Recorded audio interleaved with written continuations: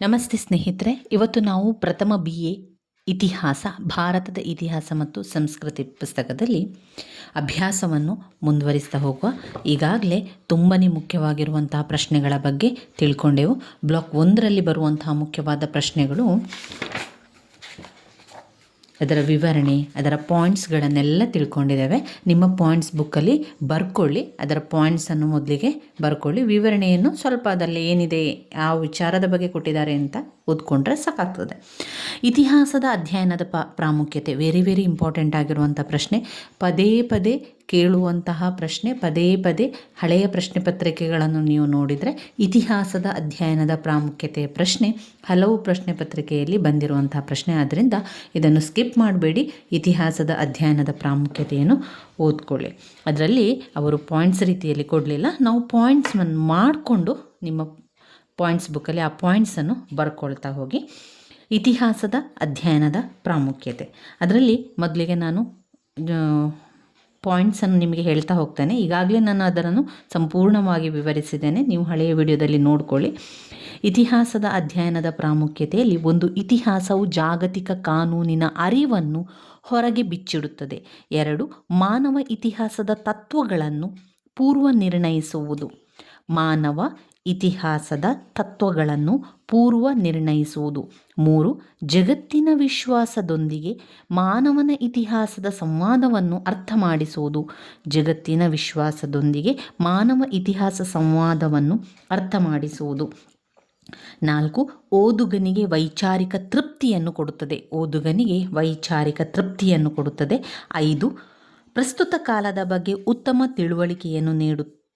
ಪ್ರಸ್ತುತ ಕಾಲದ ಬಗ್ಗೆ ಉತ್ತಮ ತಿಳುವಳಿಕೆಯನ್ನು ನೀಡುತ್ತದೆ. 6, ಭವಿಷ್ಯದ ಕಾಲದ ಬಗ್ಗೆ ಅತ್ಯುತ್ತಮ ಸಲಹೆಯನ್ನು ಒದಗಿಸುತ್ತದೆ. ಭವಿಷ್ಯದ ಕಾಲದ ಬಗ್ಗೆ ಅತ್ಯುತ್ತಮ ಸಲಹೆಯನ್ನು ಒದಗಿಸುತ್ತದೆ. 7, ಅನುಭವವನ್ನು ಹೆಚ್ಚಿಸುತ್ತದೆ. ಅನುಭವವನ್ನು ಹೆಚ್ಚಿಸುತ್ತದೆ. 8, ಮನುಷ್ಯರು ಮತ್ತು ಸಮಾಜದ ಭವಿಷ್ಯದ ಬಗ್ಗೆ ಜನರು ಹೇಗೆ ಸ್ಪಂದಿಸುತ್ತಾರೆ ಎಂದು ನಮಗೆ ತಿಳಿಸಿಕೊಡುತ್ತದೆ. ಮನುಷ್ಯರು ಮತ್ತು ಸಮಾಜದ ಭವಿಷ್ಯದ ಬಗ್ಗೆ ಜನರು ಹೇಗೆ ಸ್ಪಂದಿಸುತ್ತಾರೆ ಎಂದು ನಮಗೆ ತಿಳಿಸಿಕೊಡುತ್ತದೆ. 9, ಒಬ್ಬ ವ್ಯಕ್ತಿಯ ಬುದ್ಧಿವಂತಿಕೆ ಮತ್ತು ಚಿಂತನೆಯನ್ನು ಹೆಚ್ಚಿಸುತ್ತದೆ. ಒಬ್ಬ ವ್ಯಕ್ತಿಯ ಬುದ್ಧಿವಂತಿಕೆ ಮತ್ತು ಚಿಂತನೆಯನ್ನು ಹೆಚ್ಚಿಸುತ್ತದೆ. 10, ವಿವೇಚನಾಶೀಲತೆಯ ಶಕ್ತಿಯನ್ನು ಹೆಚ್ಚಿಸುತ್ತದೆ. ವಿವೇಚನಾಶೀಲ ಶಕ್ತಿಯನ್ನು ಬೆಳೆಸುತ್ತದೆ. 11, ಒಬ್ಬ ವ್ಯಕ್ತಿಯು ಸತ್ಯವನ್ನು ಅರಿಯಲು ಸಹಾಯ ಮಾಡ್ತದೆ. ಇತಿಹಾಸದ ಅಧ್ಯಯನದ ಪ್ರಾಮುಖ್ಯತೆಯಿಂದ ಏನು ಸಿಗ್ತದೆ ನಮಗೆ? ಒಬ್ಬ ವ್ಯಕ್ತಿಯು ಸತ್ಯವನ್ನು ಅರಿಯಲು ಸಹಾಯ ಮಾಡ್ತದೆ. 12, ಗತಕಾಲದ ಚರಿತ್ರೆಯನ್ನು ರಚಿಸಲು ಸಹಾಯವನ್ನು ಮಾಡ್ತದೆ. ಗತಕಾಲದ ಚರಿತ್ರೆಯನ್ನು ರಚಿಸಲು ಸಹಾಯ ಮಾಡ್ತದೆ. ಒಳ್ಳೆಯ ತೀರ್ಮಾನವನ್ನು ತೆಗೆದುಕೊಳ್ಳಲು ಸಹಾಯ ಮಾಡ್ತದೆ. ಒಳ್ಳೆಯ ತೀರ್ಮಾನವನ್ನು ತೆಗೆದುಕೊಳ್ಳಲಿಕ್ಕೆ ಸಹಾಯ ಮಾಡ್ತದೆ. ಇದು ತುಂಬಾ ಇಂಪಾರ್ಟೆಂಟ್ ಆಗಿರುವಂತಹ ಪ್ರಶ್ನೆ. ಪಾಯಿಂಟ್ಸ್ ಬುಕ್ಕಲ್ಲಿ ಬರೀರಿ. ಇತಿಹಾಸದ ಅಧ್ಯಯನದ ಪ್ರಾಮುಖ್ಯತೆ, ಇಷ್ಟು ಪಾಯಿಂಟ್ಸನ್ನು ಬರೆದ್ರೆ ಸಾಕು. 13 ಪಾಯಿಂಟ್ಸನ್ನು ನೀವು ಬರ್ಕೊಂಡ್ರೆ 5 ಅಂಕಕ್ಕೆ ಬಂದರೆ 1.5 ಪುಟದಷ್ಟು ಉತ್ತರವನ್ನು ಬರೀರಿ. 10 ಅಂಕಕ್ಕೆ ಪ್ರಶ್ನೆ ಬಂದರೆ 3ರಿಂದ 4 ಪುಟದಷ್ಟು ಉತ್ತರವನ್ನು ಬರೀರಿ. ಹಾಗೆ 15 ಅಂಕಕ್ಕೆ ಇದೇ ಪ್ರಶ್ನೆ ಬಂದರೆ 4ರಿಂದ 5 ಪುಟದಷ್ಟು ನಿಮ್ಮ ಉತ್ತರ ಇರಲಿ. ಅಂದರೆ ನೀವೇನು ಮಾಡಬೇಕು ಅಂತ ಅಂದರೆ ಅದರಲ್ಲಿರುವಂಥ ಪಾಯಿಂಟ್ಸನ್ನು ಅಷ್ಟು ಪುಟಕ್ಕೆ ಆಗುವಷ್ಟು ಬರಿತಾ ಹೋಗಬೇಕು. ನಂತರ ವಿವರಣೆಯನ್ನು ಬರಿತಾ ಹೋಗಿ. ಈಗ 13 ಪಾಯಿಂಟ್ಸ್ ಇದೆ ಅಂತ ಆದರೆ ಒಂದೊಂದು ಪುಟದಲ್ಲಿಯೂ ಕೂಡ 2 ಪಾಯಿಂಟ್ಸ್ ರೀತಿಯಲ್ಲಿ ಬರಿತಾ ಹೋಗಿ. 5 ಅಂಕಕ್ಕೆ ಬರುವಾಗ ನೀವು ಅದನ್ನು ಒಂದೇ ಪುಟದಲ್ಲಿ ಆಗುವಷ್ಟು ಚಿಕ್ಕ ಚಿಕ್ಕ ಸ್ವಲ್ಪ ಜಾಗವನ್ನು ಬಿಟ್ಟು ಒಂದು ಪಾಯಿಂಟ್ಸ್ ಬರೆದು ಸ್ವಲ್ಪ ವಿವರಿಸಿ, ಮತ್ತೊಂದು ಪಾಯಿಂಟ್ಸ್ ಬರೆದು ಸ್ವಲ್ಪ ವಿವರಿಸಿ, ಈ ರೀತಿಯಾಗಿ ಮಾಡ್ಕೊಂಡು ಹೋಗಿ 1.5 ಪುಟದಷ್ಟು ಅದನ್ನು ಮುಗಿಸಿಬಿಡಿ. 10 ಅಂಕಕ್ಕೆ ಬಂದಾಗ ನಾವು 3ರಿಂದ 4 ಪುಟದಷ್ಟು ಬರಿಬೇಕಾದ್ರೆ 4 ಪುಟಕ್ಕೂ ಕೂಡ ಆ ಪಾಯಿಂಟ್ಸ್ಗಳನ್ನೆಲ್ಲ 2-3 ಪಾಯಿಂಟ್ಸ್ಗಳನ್ನು ದೂರದಲ್ಲಿ ಬರೆದು ಅದರ ಸಂಪೂರ್ಣ ವಿವರಣೆಯನ್ನು ಮತ್ತೆ ಬರ್ತಾ ಹೋದರೆ ಆಯಿತು. ನಂತರ ಇದರಲ್ಲಿ ಮುಂದಿನ ಒಂದು ಮುಖ್ಯವಾದಂತಹ ಪ್ರಶ್ನೆ ಇತಿಹಾಸದ ವ್ಯಾಪ್ತಿ. ಇತಿಹಾಸದ ವ್ಯಾಪ್ತಿಯನ್ನು ಕೂಡ ಹಲವು ಪ್ರಶ್ನೆ ಪತ್ರಿಕೆಯಲ್ಲಿ ಕೇಳಿದ್ದಾರೆ. ಇತಿಹಾಸದ ವ್ಯಾಪ್ತಿಯಲ್ಲಿ ನಾವು ಯಾವುದೆಲ್ಲ ಪಾಯಿಂಟ್ಸನ್ನು ಬರಿತಾ ಹೋಗಬೇಕು? 1, ವಾಸ್ತವಿಕ ವಿಷಯ. ಇತಿಹಾಸದ ವ್ಯಾಪ್ತಿ 1, ವಾಸ್ತವಿಕ ವಿಷಯ. 2, ವೈಜ್ಞಾನಿಕ ವಿಷಯ. ಕಾಲ್ಪನಿಕ ವಿಷಯ. ಕಲಾತ್ಮಕ ವಿಷಯಗಳ ಅಧ್ಯಯನ. 1, ವಾಸ್ತವಿಕ ವಿಷಯದ ಅಧ್ಯಯನ. 2, ವೈಜ್ಞಾನಿಕ ವಿಷಯದ ಅಧ್ಯಯನ. ಕಾಲ್ಪನಿಕ ವಿಷಯದ ಅಧ್ಯಯನ. ಕಲಾತ್ಮಕ ವಿಷಯಗಳ ಅಧ್ಯಯನ ಆಗಿದೆ. 4 ಪಾಯಿಂಟ್ಸ್. ನಂತರ 5ನೇದಾಗಿ ವಿಮರ್ಶನಾತ್ಮಕ ವಿಷಯ. 6, ವಿಶ್ಲೇಷಣಾತ್ಮಕ ವಿಷಯ. ಗತಕಾಲದ ಇತಿಹಾಸದ ಮೂಲವನ್ನು ಹುಡುಕುತ್ತದೆ. ಪಾಯಿಂಟ್ ನಂಬರ್ 7, ವಿಜ್ಞಾನ ಮತ್ತು ತಂತ್ರಜ್ಞಾನಗಳ ಅಧ್ಯಯನ. ವಿಜ್ಞಾನ ಮತ್ತು ತಂತ್ರಜ್ಞಾನಗಳ ಅಧ್ಯಯನ, ಮಾನವನ ಸಾಮಾಜಿಕ ಜೀವನ, ರಾಜಕೀಯ ಸಾಧನೆ, ಆರ್ಥಿಕ ವ್ಯವಸ್ಥೆ. ಇದನ್ನೆಲ್ಲ ಪಾಯಿಂಟ್ಸ್ ರೀತಿಯಲ್ಲೇ ತಗೊಳ್ಳಿ. ಸಾಮಾಜಿಕ ಜೀವನ, ರಾಜಕೀಯ ಸಾಧನೆಗಳು, ಆರ್ಥಿಕ ವ್ಯವಸ್ಥೆ, ಸಾಂಸ್ಕೃತಿಕ ಸಾಧನೆ, ಸಂವಿಧಾನಾತ್ಮಕ ಅಳವಡಿಕೆ, ಇದೆಲ್ಲ ಕೂಡ ಇತಿಹಾಸದ ವ್ಯಾಪ್ತಿಗೆ ಒಳಪಡುತ್ತದೆ. ಮನುಷ್ಯನ ಸಾಧನೆ ಕೂಡ ಇತಿಹಾಸದ ಅಧ್ಯಯನದ ವ್ಯಾಪ್ತಿಯಲ್ಲಿ ಬರ್ತದೆ. ಎಲ್ಲ ವರ್ಗದ ಜನರ ಅಧ್ಯಯನವೇ ಇತಿಹಾಸದ ವ್ಯಾಪ್ತಿಯಾಗಿರ್ತದೆ. ಇದರಲ್ಲಿ ಒಂದು ವಾಸ್ತವಿಕತೆ, ಸತ್ಯ ಹಾಗೂ ಚಿಂತನೆಗಳ ಅಧ್ಯಯನ ಕೂಡ ಒಳಗೊಂಡಿದೆ. ಇದನ್ನೆಲ್ಲ ಪಾಯಿಂಟ್ಸ್ ರೀತಿಯಲ್ಲಿ ನೀವು ಹಾಕ್ತಾ ಹೋದರೆ 10-15 ಪಾಯಿಂಟ್ಸ್ಗಳು ನಿಮಗೆ ಸಿಗ್ತಾ ಹೋಗ್ತದೆ. ಇತಿಹಾಸದ ಮೇಲೆ, ಭಾರತದ ಇತಿಹಾಸದ ಮೇಲೆ ಭೂಗೋಳಶಾಸ್ತ್ರದ ಪ್ರಭಾವ ಅಂತ ಬಂದಾಗ ಅದು ಹಿಮಾಲಯ ಪರ್ವತ ಶ್ರೇಣಿ, ಸಿಂಧೂ ಗಂಗಾ ನದಿಯ ಬಯಲು ಪ್ರದೇಶ ಇದೆ. ಅದರಲ್ಲಿ ದಕ್ಕನ್ ಪ್ರಸ್ಥಭೂಮಿ, ಪೂರ್ವ ಮತ್ತು ಪಶ್ಚಿಮ ಘಟ್ಟಗಳು, ತೀರ ಪ್ರದೇಶಗಳು, ಹವಾಗುಣದ ಲಕ್ಷಣಗಳು ಕೂಡ ಇದೆ ಅಂತ ಬರಿತಾ ಹೋಗಬೇಕು. ಅಂದರೆ ಕೆಲವೊಮ್ಮೆ ಅವರು ಏನು ಕೇಳ್ತಾರೆ ಅಂತ ಹೇಳಿದರೆ, ಭಾರತದ ಇತಿಹಾಸದ ಮೇಲೆ ಭೂಗೋಳಶಾಸ್ತ್ರದ ಪ್ರಭಾವ ಅಂತ. ಇದು ತುಂಬಾ ಇಂಪಾರ್ಟೆಂಟ್ ಪ್ರಶ್ನೆ ಅಲ್ಲ, ಆದರೆ ನಾನು ನಿಮಗೆ ಯಾಕೆ ತಿಳಿಸ್ಕೊಡ್ತಾ ಇದ್ದೇನೆ ಅಂತ ಹೇಳಿದರೆ, ಕೆಲವೊಂದು ಪ್ರಶ್ನೆ ಪತ್ರಿಕೆಯಲ್ಲಿ ಸ್ವಲ್ಪ ಒಂದು ತಿರುಚಿ ಪ್ರಶ್ನೆಗಳನ್ನು ಕೇಳ್ತಾರೆ. ಅಂಥ ಸಂದರ್ಭದಲ್ಲಿ ನಮಗೆ ಕೆಲವೊಂದು ಉತ್ತರಗಳೇ ಗೊತ್ತಿಲ್ಲ ಅಂತ ಹೇಳೋದಕ್ಕೆ ನಾವು ಸ್ವಲ್ಪ ಅದನ್ನು ನೋಡಿಕೊಂಡ್ರೆ, ಅದರ ಪಾಯಿಂಟ್ಸ್ಗಳು ನಿಮಗೆ ಗೊತ್ತಿದ್ದರೆ ನಿಮಗೆ ಆ ಪಾಯಿಂಟ್ಸ್ಗಳನ್ನು ಬರೆದು ನಿಮ್ಮದೇ ಆದ ಒಂದು ವಿವರಣೆಯಲ್ಲಿ ಬರಿತಾ ಹೋಗಲಿಕ್ಕೆ ಸಾಧ್ಯ ಆಗ್ತದೆ. ಆದ್ದರಿಂದ ಈ ಒಂದು ವಿಚಾರ ಗೊತ್ತಿರಲಿ ಎನ್ನುವ ಕಾರಣದಿಂದ ಹೇಳ್ತಾ ಇರುವಂಥದ್ದು. ಭಾರತ ಇತಿಹಾಸದ ಮೇಲೆ ಭೂಗೋಳಶಾಸ್ತ್ರದ ಪ್ರಭಾವ ಅಥವಾ ಏನೆಲ್ಲ ಅದರಲ್ಲಿ ಇದೆ ಅಂತ ಬಂದಾಗ ನೀವು ಅದನ್ನು ಬರಿಬೇಕು. ಪರ್ವತಗಳನ್ನು ಬರೀರಿ, ನದಿಗಳು, ಘಟ್ಟಗಳು, ಆಮೇಲೆ ಬಯಲು ಭೂಮಿ, ಖನಿಜ ಸಂಪತ್ತು, ತೀರ ಪ್ರದೇಶ ದೇಶದ ಇತಿಹಾಸವನ್ನು ನಿರ್ಧರಿಸುತ್ತದೆ. ಅದರಲ್ಲಿ ಹಿಮಾಲಯ ಪರ್ವತ ಶ್ರೇಣಿ, ಸಿಂಧೂ ಗಂಗಾ ನದಿ ಬಯಲು ಪ್ರದೇಶ, ದಕ್ಕನ್ ಪ್ರಸ್ಥಭೂಮಿ, ಆಮೇಲೆ ಪೂರ್ವ ಮತ್ತು ಪಶ್ಚಿಮ ಘಟ್ಟಗಳು, ತೀರ ಪ್ರದೇಶಗಳು, ಹವಾಗುಣದ ಲಕ್ಷಣಗಳು. ಇನ್ನು ಇಲ್ಲಿ ಒಂದು 5 ಅಂಕದ ಪ್ರಶ್ನೆ ಇದೆ ನೋಡಿ, ತುಂಬಾ ಇಂಪಾರ್ಟೆಂಟ್ ಆಗಿರುವಂಥ 5 ಅಂಕದ ಪ್ರಶ್ನೆ. ದಕ್ಕನ್ ಪ್ರಸ್ಥಭೂಮಿ. ದಕ್ಕನ್ ಪ್ರಸ್ಥಭೂಮಿಯಲ್ಲಿ ನೀವು ಅದು ಯಾವ ಪ್ರದೇಶದಿಂದ ಯಾವ ಪ್ರದೇಶ ತನಕ ಇದೆ ಅಂತ ಬರೀರಿ. ಅಂದರೆ ಈ ಒಂದು ದಕ್ಕನ್ ಪ್ರಸ್ಥಭೂಮಿ ಎನ್ನುವಂಥದ್ದು ಪ್ರಾಚೀನ ಕಾಲದಿಂದಲೂ ಕೂಡ ಇದ್ದದ್ದು, ಅದು ಹಿಮಾಲಯಕ್ಕಿಂತಲೂ ಪ್ರಾಚೀನವಾದುದು ಅಂತ ಬರೀರಿ. ಸಿಂಧೂ ಗಂಗಾ ನದಿಯ ಬಯಲು ಪ್ರದೇಶಗಳಿಂದಲೂ ಹಳೆಯದಾದದ್ದು, ಎಲ್ಲ ಪ್ರದೇಶಗಳಿಗಿಂತ ಮೊದಲ ಜನ ಅಂತ ಇದ್ದದ್ದು ಅಥವಾ ಜನ ವಾಸಿಸ್ತಾ ಇದ್ದಂಥದ್ದು ದಕ್ಕನ್ ಪ್ರಸ್ಥಭೂಮಿಯಲ್ಲಿ ಅಂತ ಇತಿಹಾಸ ತಜ್ಞರು ಹೇಳ್ತಾ ಇದ್ರು. ಈ ಒಂದು ಪ್ರದೇಶ ನರ್ಮದಾ ನದಿ, ತಪತಿ ನದಿಗಳು ಪಶ್ಚಿಮದ ಕಡೆಗೆ ಹರಿದು ಅರೇಬಿಯನ್ ಸಮುದ್ರವನ್ನು ಸೇರ್ತದೆ. ಹಾಗೆ ದಕ್ಕನ್ನಲ್ಲಿರುವಂತಹ ಇನ್ನಿತರ ನದಿಗಳಾದಂತಹ ಮಹಾನದಿ, ಗೋದಾವರಿ, ಕೃಷ್ಣ, ಕಾವೇರಿ ನದಿಗಳೆಲ್ಲ ಕೂಡ ಎಲ್ಲಿಗೆ ಹರಿತದೆ? ಅದು ಪೂರ್ವದ ಕಡೆಗೆ ಹರಿದು ಬಂಗಾಳ ಕೊಲ್ಲಿಯನ್ನು ಸೇರ್ತದೆ. ಅದಾದ ಮತ್ತೆ ಇಲ್ಲಿ ದಕ್ಕನ್ ಪ್ರಸ್ಥಭೂಮಿಯಲ್ಲಿ ಅನೇಕ ಮಹರ್ಷಿಗಳೆಲ್ಲ ಬಂದರು. ಮಹಾಕಾವ್ಯಗಳಾದಂತಹ ರಾಮಾಯಣ ಮಹಾಭಾರತದಲ್ಲಿ ಬರುವಂತೆ ಅಗಸ್ತ್ಯ ಮಹರ್ಷಿ ದಕ್ಷಿಣ ಭಾರತಕ್ಕೆ ಬಂದು ಪ್ರಥಮವಾಗಿ ಅಲ್ಲೇ ಇದ್ದು ನಂತರ ಹೋಗುವಂಥದ್ದು. ಅನೇಕ ಜನರು ಅಂದರೆ ಇಲ್ಲಿ ರಾಮಾನುಜಾಚಾರ್ಯರು, ಶಂಕರಾಚಾರ್ಯರು, ಮಹಾನ್ ಆಚಾರ್ಯರೆಲ್ಲರೂ ಕೂಡ ದಕ್ಷಿಣದಲ್ಲಿ ಜನಿಸಿ ಉತ್ತರ ಭಾರತದ ಕಡೆಗೆ ಇಡೀ ಭಾರತದಲ್ಲಿ ಜನಾನುರಾಗರಾದಂಥ ಸಂತರು ಆದರು. ಭಕ್ತಿ ಚಳುವಳಿಗಳು ಜನ್ಮ ತಾಳಿದ್ದು ಇಲ್ಲಿ ದಕ್ಷಿಣ ಭಾರತದಲ್ಲಿ ಭಕ್ತಿ ಚಳುವಳಿಯು ಜನ್ಮ ತಾಳಿತು. ನಂತರ ದಕ್ಷಿಣ ಭಾರತವು ಬಹಳ ಕಾಲದವರೆಗೂ ಕೂಡ ಮುಸ್ಲಿಮರ ಆಕ್ರಮಣದಿಂದ ಹೊರತಾಗಿತ್ತು. ಹೀಗಾಗಿ ಅಲ್ಲಿನ ಒಂದು ಭೌಗೋಳಿಕ ಲಕ್ಷಣ ಹಾಗೇ ಇತ್ತು, ಏನು ಕೂಡ ಹಾಳಾಗಿರಲಿಲ್ಲ. ದಕ್ಷಿಣ ಭಾರತವನ್ನು ಇತರೆ ಪ್ರದೇಶಗಳಿಂದ ಬೇರ್ಪಡಿಸಿ ತನ್ನದೇ ಆದಂತಹ ಸಂಸ್ಕೃತಿ, ಧರ್ಮ, ಆಚಾರ, ವಿಚಾರ ಎಲ್ಲ ಕೂಡ ಕಾಪಾಡಿಕೊಂಡು ಬರಲಿಕ್ಕೆ ಸಾಧ್ಯ ಆಯಿತು ಅಂತ ಹೇಳ್ತಾರೆ. ಇದು ದಕ್ಕನ್ ಪ್ರಸ್ಥಭೂಮಿ, ಅದನ್ನು ನೋಡ್ಕೊಳ್ಳಿ. ಇನ್ನು ಹವಾಗುಣದ ಲಕ್ಷಣಗಳಲ್ಲಿ ಉಷ್ಣತೆಯಿಂದ ಕೂಡಿದ ಹವಾಗುಣ, ಸಮಶೀತೋಷ್ಣ ವಲಯ. ಇದು ನಾವು ಭೂಗೋಳಶಾಸ್ತ್ರದ ಪ್ರಭಾವ, ಭಾರತದ ಇತಿಹಾಸದಲ್ಲಿ ಭೂಗೋಳಶಾಸ್ತ್ರದ ಪ್ರಭಾವಕ್ಕೆ ನೀವು ಅದನ್ನು ಸೇರಿಸ್ತಾ ಬರ್ತಾರೆ ಆಯಿತು. ಇನ್ನು ಇದರಲ್ಲಿ ಬಂದಿರುವಂಥ 5 ಅಂಕದ ಪ್ರಶ್ನೆ, ಶಾಸನಗಳ ಆಧಾರಗಳು. ಶಾಸನಗಳ ಆಧಾರಗಳು ಅಂತ ಬಂದಾಗ ಈ ಆಧಾರ ಮುಖಾಂತರವೇ ನಮಗೆ ಇತಿಹಾಸದ ಬಗ್ಗೆ ತಿಳ್ಕೊಳ್ಳಿಕ್ಕೆ ತುಂಬಾ ಸಹಾಯಕವಾಗಿರುವಂಥದ್ದು.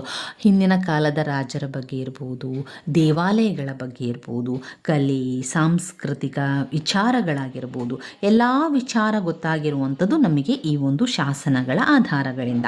ರಾಜ ಮಹಾರಾಜರು, ಮಾಂಡಲಿಕರಿದ್ದರು, ದಾರ್ಶನಿಕರು, ಧಾರ್ಮಿಕ ವ್ಯಕ್ತಿಗಳು, ಜನಸಾಮಾನ್ಯರು, ಈ ಎಲ್ಲದರ ಬಗ್ಗೆ, ಪ್ರತಿಯೊಬ್ಬರ ಬಗ್ಗೆ ನಮಗೆ ಗೊತ್ತಾಗಿರುವಂಥದ್ದು ಶಾಸನಗಳ ಮೂಲಕ.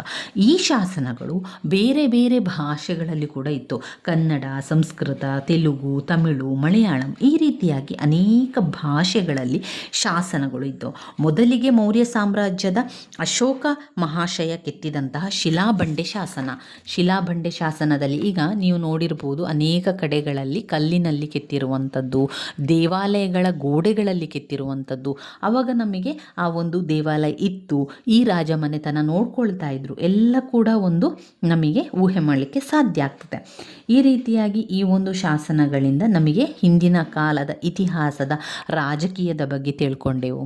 ಸಾಮಾಜಿಕ ವಿಚಾರಗಳು, ಆರ್ಥಿಕ, ಧಾರ್ಮಿಕ ವಿಷಯಗಳ ಬಗ್ಗೆ ಸಂಪೂರ್ಣ ಮಾಹಿತಿ ನಮಗೆ ಈ ಒಂದು ಶಾಸನದಿಂದ ಸಿಕ್ಕಿತು ಅಲ್ವಾ. ಅಲ್ಲದೆ ಸರಕಾರದ ಆ ಶಾಸನಗಳಲ್ಲಿ ಕೂಡ ಬೇರೆ ಬೇರೆ ವಿಧದ ಶಾಸನಗಳನ್ನು ಕಾಣ್ಬೋದು. ಯಾವುದೆಲ್ಲ? ಸರಕಾರದ ಶಾಸನಗಳು, ಖಾಸಗಿ ಶಾಸನಗಳು, ಸರಕಾರಿ ಶಾಸನಗಳು ಅಥವಾ ದಾಖಲೆಗಳು ಕೂಡ ಇದ್ದವು. ದಾಖಲೆ ಅಂತ ಬಂದಾಗ ಅಲ್ಲಿ ಭೂದತ್ತಿಗಳಿರ್ಬೋದು, ಬೇರೆ ಬೇರೆ ವಿಚಾರಗಳು, ಸ್ತಂಭ ಶಾಸನ, ಕಲ್ಲಿನಲ್ಲಿ ಕೆತ್ತಿಸಿದಂಥ ಶಾಸನ, ಐಹೊಳೆ ಶಾಸನ, ಬೇಲೂರು ದೇವಾಲಯದ ಶಾಸನ, ಈ ರೀತಿಯಾಗಿ ಅನೇಕ ಶಾಸನಗಳ ಮೂಲಕ ನಮಗೆ ಅನೇಕ ವಿಚಾರಗಳು ಇತಿಹಾಸದ ಬಗ್ಗೆ ತಿಳ್ಕೊಳ್ಳಿಕ್ಕೆ ತುಂಬಾ ಸಹಾಯಕ ಆಯಿತು. ಇನ್ನು 5 ಅಂಕದ ಮತ್ತೊಂದು ಪ್ರಶ್ನೆ, ನಾಣ್ಯಗಳು. ಪಾಯಿಂಟ್ಸ್ ಬುಕ್ಕಲ್ಲಿ ಬರ್ಕೊಳ್ಳಿ. ಇತಿಹಾಸದ ಅಧ್ಯಯನದ ಪ್ರಾಮುಖ್ಯತೆ ಓದ್ಕೊಳ್ಬೇಕು, ಇತಿಹಾಸದ ವ್ಯಾಪ್ತಿ ಓದ್ಕೊಳ್ಬೇಕು, ಅದಾದ ಮೇಲೆ ದಕ್ಕನ್ ಪ್ರಸ್ಥಭೂಮಿ, ಶಾಸನಗಳ ಆಧಾರಗಳು, ನಾಣ್ಯಗಳು. ನಾಣ್ಯಗಳು ಕೂಡ ಹಾಗೆ ನಮಗೆ ಸಿಕ್ಕಿರುವಂತಹ ಅತ್ಯಮೂಲ್ಯವಾದಂಥ ಒಂದು ಆಧಾರ ಆಗಿದೆ. ಈ ನಾಣ್ಯದ ಮುಖಾಂತರ ನಮಗೆ ಏನು ಗೊತ್ತಾಗ್ತದೆ ಅಂತ ಹೇಳಿದರೆ, ರಾಜಮನೆತನದವರ ಬಗ್ಗೆ, ರಾಜರ ಆಳ್ವಿಕೆಯ ಬಗ್ಗೆ, ರಾಜರು ಎಷ್ಟು ವರ್ಷ ಆಳ್ವಿಕೆ ಮಾಡಿದ್ದಾರೆ, ಇದೆಲ್ಲ ಕೂಡ ನಮಗೆ ನಿರ್ಧರಿಸಲಿಕ್ಕೆ ತುಂಬಾ ಸಹಾಯಕ ಆಯಿತು. ನಾಣ್ಯಗಳಲ್ಲಿ ಬೇರೆ ಬೇರೆ ವಿಧದ ನಾಣ್ಯಗಳನ್ನು ನಾವು ಕಂಡುಕೊಂಡೆವು. ಹಿಂದಿನ ಕಾಲದಲ್ಲಿ ಅಂದರೆ ಇತಿಹಾಸದಲ್ಲಿ ಇದ್ದಂತಹ ಅನೇಕ ರೀತಿಯ ನಾಣ್ಯಗಳು, ಗದ್ಯಾಣ, ವರಹ, ಚಿನ್ನ, ಬೆಳ್ಳಿ, ತಾಮ್ರ, ಕಂಚು, ಈ ರೀತಿಯಾಗಿ ಅನೇಕ ರೀತಿಯ ಬೇರೆ ಬೇರೆ ವಿಧದ ನಾಣ್ಯಗಳು ಕೂಡ ಸಿಕ್ಕಿತು. ಈ ನಾಣ್ಯಗಳಲ್ಲಿ ಇದ್ದಂತಹ ಕುರುಹುಗಳು, ಈ ನಾಣ್ಯದಿಂದ ನಮಗೆ ತಿಳಿದಿರುವುದೇನೆಂದರೆ, ಅದರಲ್ಲಿ ರಾಜರ ವರ್ಷ, ರಾಜರು ಆಳ್ವಿಕೆ ಮಾಡಿದಂತಹ ವರ್ಷ, ರಾಜರುಗಳ ಹೆಸರು, ರಾಣಿಯ ಹೆಸರು, ರಾಜ್ಯಭಾರ ಮಾಡಿದಂತಹ ಸಮಯ, ಎಲ್ಲ ವಿಚಾರಗಳು ಅನೇಕ ನಾಣ್ಯಗಳಿಂದಾಗಿ ನಮಗೆ ಗುರುತಿಸಲಿಕ್ಕೆ ಸಾಧ್ಯ ಆಯಿತು. ಆರ್ಥಿಕ ವಿಚಾರ, ಆಗಿನ ಕಾಲದ ಸಾಮಾಜಿಕ, ಆರ್ಥಿಕ, ರಾಜಕೀಯ ಎಲ್ಲ ಸ್ಥಿತಿಗತಿಗಳ ಬಗ್ಗೆ ತಿಳಿದುಕೊಳ್ಳಲಿಕ್ಕೆ ಸಹಾಯಕ ಆಯಿತು. ಅಷ್ಟೇ ಅಲ್ಲದೆ ಈ ನಾಣ್ಯಗಳಲ್ಲಿ ದೇವತೆಗಳ ಚಿತ್ರ, ಅಶ್ವಮೇಧ ಯಾಗದ ಚಿತ್ರ, ಅನೇಕ ಪ್ರಾಣಿ ಪಕ್ಷಿಗಳು ಇದ್ದಂತಹ ಕುರುಹುಗಳು, ಅದೆಲ್ಲ ಕೂಡ ನಮಗೆ ಗೊತ್ತಾಗಿರುವಂಥದ್ದು ಈ ನಾಣ್ಯದ ಮುಖಾಂತರ. ನಾಣ್ಯ ನಮಗೆ ಸಿಕ್ಕಿರುವಂಥ ಒಂದು ಆಧಾರ, ಆಗಿನ ಕಾಲದ ರಾಜಮನೆತನದ ಬಗ್ಗೆ ತಿಳ್ಕೊಳ್ಳಿಕ್ಕೆ ತುಂಬಾ ಸಹಾಯಕ ಆಯಿತು. ಇನ್ನು ಇದರಲ್ಲಿ ನೀವು ಇನ್ನೂ ಯಾವುದು ಓದ್ಕೊಳ್ಬೇಕು? ವಿಷ್ಣು ಘಟಕ 1ರಲ್ಲಿ ನೀವು ಓದ್ಕೊಳ್ಳೇಬೇಕಾಗಿರುವಂತಹ ವೆರಿ ವೆರಿ ಇಂಪಾರ್ಟೆಂಟ್ ಆಗಿರುವಂತಹ ಪ್ರಶ್ನೆಗಳಾಗಿದೆ. ಇದನ್ನು ಸ್ಕಿಪ್ ಮಾಡಬೇಡಿ. ಘಟಕ 1ರಲ್ಲಿ ಬರುವಂಥದ್ದು ಇದೆಲ್ಲ ಕೂಡ ಘಟಕ 1ರಲ್ಲಿ ನಾವು ನೋಡಿಕೊಂಡೆವು. ಮತ್ತೊಮ್ಮೆ ಹೇಳ್ತಾ ಹೋಗ್ತಾನೆ, ಈ ರೀತಿಯಾಗಿ ನೀವು ಓದ್ಕೊಂಡು ಹೋದರೆ ಎಲ್ಲ ಕೂಡ ಕವರ್ ಮಾಡಲಿಕ್ಕೆ ಸಾಧ್ಯ ಆಗ್ತದೆ. ಹಾಗೆ ಬೇಗನೆ ನೆನಪಲ್ಲಿ ಕೂಡ ಉಳಿತದೆ. ಒಂದು ಇತಿಹಾಸದ ಅಧ್ಯಯನದ ಪ್ರಾಮುಖ್ಯತೆ ಪಾಯಿಂಟ್ಸ್ ಬುಕ್ಕಲ್ಲಿ ಬರ್ಕೊಳ್ಳಿ ಸ್ನೇಹಿತರೆ. ನಿಮ್ಮ ಪಾಯಿಂಟ್ಸ್ ಬುಕ್ಕಲ್ಲಿ ಬರ್ಕೊಂಡು ಪಾಯಿಂಟ್ಸನ್ನಷ್ಟೇ ಬರ್ಕೊಳ್ತಾ ಹೋಗಿ. ಆ ವಿಚಾರ ಏನಿದೆ ಅಂತ ನಿಮಗೆ ಅರ್ಥ ಆದರೆ ನಿಮಗೆ ಬರಿತಾ ಹೋಗಲಿಕ್ಕೆ ಸಾಧ್ಯ ಆಗ್ತದೆ.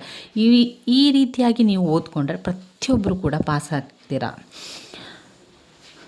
ಇತಿಹಾಸದ ವ್ಯಾಪ್ತಿ ವೆರಿ ವೆರಿ ಇಂಪಾರ್ಟೆಂಟ್. ಇತಿಹಾಸದ ವ್ಯಾಪ್ತಿಯನ್ನು ಓದ್ಕೊಳ್ಳಿ. ಹಾಗೆ ಭಾರತದ ಇತಿಹಾಸದ ಮೇಲೆ ಭೂಗೋಳಶಾಸ್ತ್ರದ ಪ್ರಭಾವ ಅಂತ ಬರೀರಿ.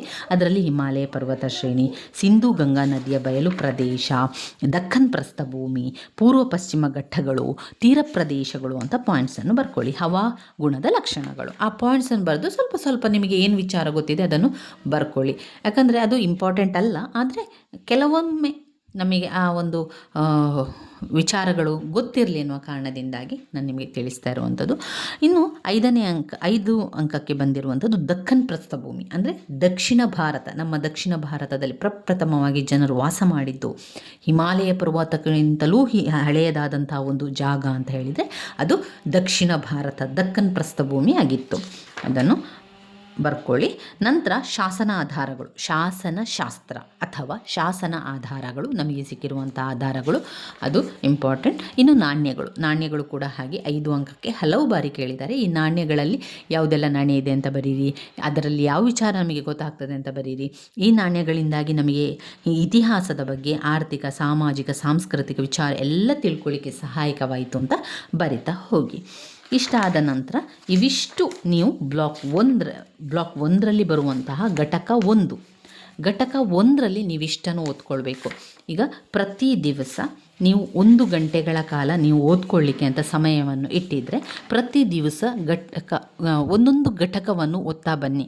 ಕೆಲವೊಂದು ಘಟಕದಲ್ಲಿ ಮುಖ್ಯವಾದ ಪ್ರಶ್ನೆಗಳೇ ಇರುವುದಿಲ್ಲ, ಇನ್ನು ಕೆಲವೊಂದು ಘಟಕದಲ್ಲಿ ತುಂಬಾ ಪ್ರಶ್ನೆಗಳಿರ್ತದೆ. ಆದ್ದರಿಂದ ಪ್ರತಿ ದಿವಸ ಇವತ್ತಿನಿಂದ ನೀವು ಓದಲಿಕ್ಕೆ ಆರಂಭ ಮಾಡ್ತಾ ಇದ್ದೀರಿ ಅಂತಾದರೆ ಆರಂಭದಲ್ಲಿ ಘಟಕ 1ರಿಂದ ಆರಂಭಿಸಿ. ನಿಮ್ಮ ಪಾಯಿಂಟ್ಸ್ ಬುಕ್ಕಲ್ಲಿ ಘಟಕ 1 ಅಂತ ಹಾಕಿ ಅದರಲ್ಲಿ ಬರುವಂತಹ 5-6 ಪ್ರಶ್ನೆಗಳನ್ನು ಬರೆದು ಅದಕ್ಕಿರುವಂಥ ಪಾಯಿಂಟ್ಸ್ಗಳನ್ನು ಕೂಡ ಜೊತೆಗೆ ಬರೆಯಿರಿ. ಇದೇ ರೀತಿಯಾಗಿ ನಾವು ಅಭ್ಯಾಸವನ್ನು ಮಾಡ್ತಾ ಹೋಗುವ.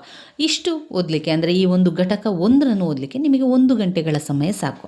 ಅರ್ಥ ಮಾಡಿಕೊಂಡು ಓದ್ಕೊಳ್ಳಿ. ಆ ಪಾಯಿಂಟ್ಸನ್ನಷ್ಟೇ ಒಂದು ಬಾಯ್ಪಾಠ ಮಾಡಿ ಆದರೂ ಸ್ವಲ್ಪ ಪಾಯಿಂಟ್ಸ್ಗಳನ್ನಾದರೂ ಕಲ್ತುಕೊಳ್ಳಿ ಸ್ನೇಹಿತರೆ. ಪಾಯಿಂಟ್ಸ್ ಬುಕ್ಕಲ್ಲಿ ಮೊದಲಿಗೆ ಪಾಯಿಂಟ್ಸನ್ನು ಬರೀರಿ, ನಂತರ ಆ ಪಾಯಿಂಟ್ಸನ್ನು 1-2-3 ಬಾರಿ ಹೇಳ್ಕೊಳ್ಳಿ.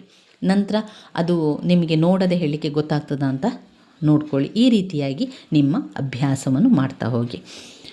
ನನ್ನ ವೀಡಿಯೋಸ್ ಎಲ್ಲ ನಿಮಗೆ ಇಷ್ಟ ಆಗ್ತಾ ಇದ್ದರೆ ಲೈಕ್ ಕೊಡಿ, ಶೇರ್ ಮಾಡಿ, ಸಬ್ಸ್ಕ್ರೈಬ್ ಮಾಡಲಿಕ್ಕೆ ಮರಿಬೇಡಿ ಸ್ನೇಹಿತರೆ. ಯಾವ ರೀತಿ ಓದ್ಕೊಳ್ತಾ ಹೋಗಬೇಕು, ಈ ರೀತಿಯಾಗಿ ಓದ್ಕೊಳ್ತಾ ಹೋದರೆ ನಿಮಗೆ ಪರೀಕ್ಷೆ ಸಮಯದಲ್ಲಿ ತುಂಬಾ ಸಹಾಯಕ ಆಗ್ತದೆ ಎನ್ನುವ ಕಾರಣದಿಂದಾಗಿ ನಿಮಗೆ ನಾನು ಈ ರೀತಿಯಾಗಿ ತಿಳಿಸ್ತಾ ಇರುವಂಥದ್ದು. ಆದಷ್ಟು ಹಳೆಯ ವಿಡಿಯೋವನ್ನೆಲ್ಲ ನೀವು ನೋಡಿದರೆ ಇದರಲ್ಲಿ ಬರುವಂತಹ ಮುಖ್ಯವಾದಂತಹ ಎಲ್ಲ ಪ್ರಶ್ನೆಗಳ ವಿವರಣೆಯನ್ನು, ಪಾಯಿಂಟ್ಸ್ಗಳನ್ನೆಲ್ಲ ಕೂಡ ನಿಮಗೆ ನಾನು ತಿಳಿಸ್ಕೊಟ್ಟಿದ್ದೇನೆ. ಈಗ ಆರಂಭದಿಂದ ನಾವು ಓದ್ತಾ ಹೋಗೋದ್ರಿಂದ ಒಂದೊಂದೇ ಘಟಕವನ್ನೆಲ್ಲ ತಿಳಿತಾ ನಾವು ಅಭ್ಯಾಸವನ್ನು ಮುಂದುವರಿಸ್ತಾ ಹೋಗುವ. ಧನ್ಯವಾದಗಳು ಸ್ನೇಹಿತರೆ.